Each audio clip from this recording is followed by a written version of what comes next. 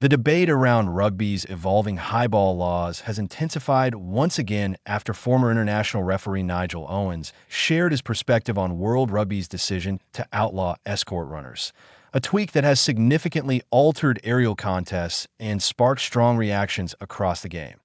Back in 2024, World Rugby introduced a law change prohibiting players from running blocking or escort lines to shield a teammate chasing a kick.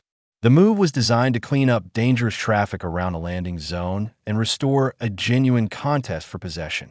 Since then, the adjustment has divided opinion, with some praising its impact on safety and fairness, while others question whether it has shifted the balance of the game too far. Now, with fresh incidents and renewed scrutiny, including a recent collision involving England's Henry Arundel and Scotland's Kyle Stein, the conversation has returned to center stage. The end of escort runners for years. Escort runners were a common tactical element in kick chases. When a team launched a high ball, supporting players would run protective lines around the catcher, preventing opposition chasers from accessing the contest. While technically legal at the time, the practice often led to congestion, obstruction penalties, and, more concerningly, dangerous mid-air collisions involving third parties. World Rugby's law tweak removed that gray area. Players are no longer permitted to run blocking lines to impede chasers. Instead, defenders must compete directly for the ball without obstruction. The outcome has been immediate: clearer sight lines, more genuine aerial contests, and fewer chaotic collisions involving players not directly contesting possession. The Springboks, back to change South Africa's coaching staff, have been among the most vocal supporters of the law revision. Head coach Rassie Erasmus believes the tweak has restored a core principle of the sport: contesting possession. For Erasmus, the essence of rugby lies in fair competition for the ball. Removing escorts has ensured that players chasing kicks can challenge directly, rather than navigating traffic or being illegally shepherded away. Assistant coach Mzwandile Stick echoed that sentiment on the Rassie Plus podcast, highlighting what he sees as a substantial safety improvement. Stick pointed out that, after analyzing thousands of kicks over the past 2 seasons, he has observed a noticeable decline in dangerous aerial incidents. In his view, the primary risk previously came from third parties, players who were neither the primary jumper nor the main challenger, but who became involved due to blocking patterns by eliminating escorts. World Rugby has effectively decluttered the landing zone. "I have to compliment World Rugby," Stick noted, arguing that the new law has cleaned up everything around there. The Springboks coaches also believe the tweak has had a stylistic impact on the game.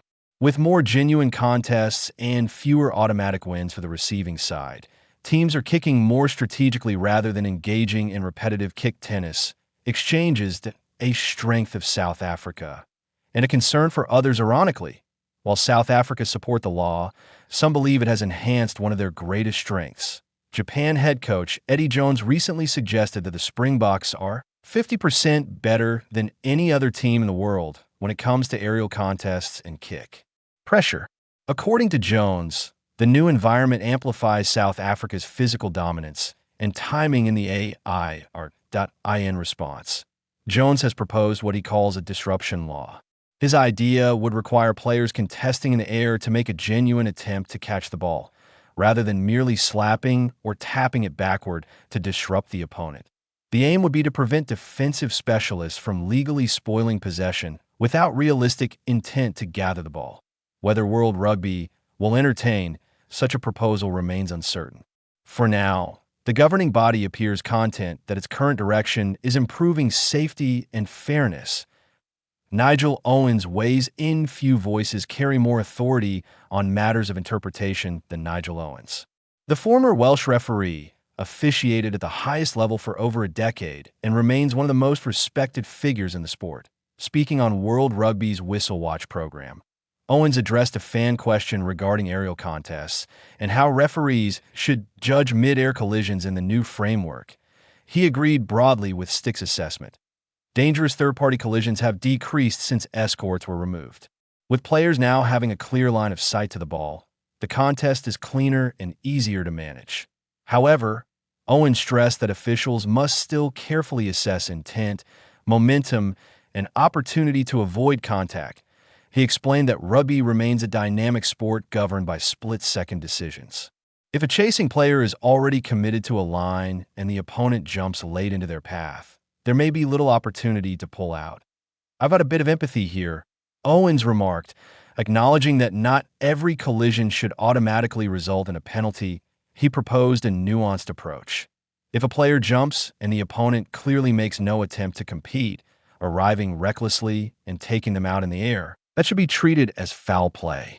Conversely, if a player jumps into a contest and lands onto an opponent who had stopped or was unable to avoid contact due to timing, play should continue. The key factor, in Owens' view, is whether the chasing player was genuinely competing and whether they had a realistic chance to avoid the collision. The Arundel incident, the discussion resurfaced prominently following an incident involving Henry Arundel and Kyle Stein. In that case, Arundel mistimed his chase and collided with Stein in the air.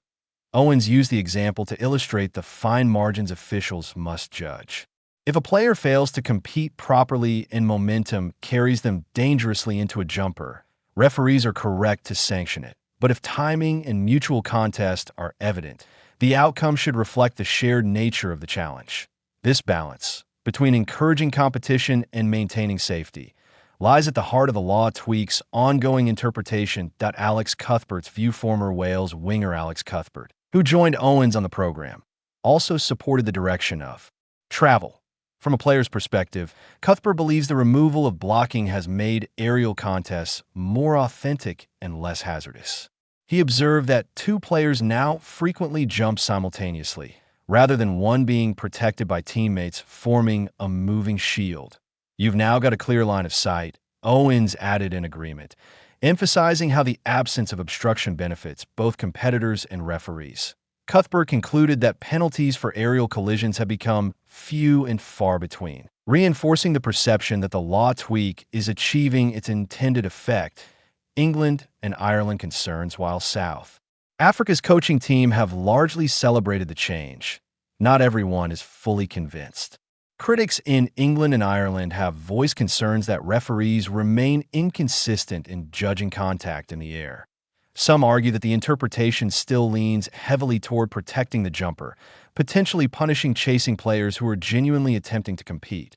However, supporters counter that player welfare must remain paramount. Head injuries and dangerous landings were central drivers behind World Rugby's reforms. The governing body has repeatedly emphasized that rugby's evolution must prioritize safety without eliminating its competitive essence: a safer, clearer contest.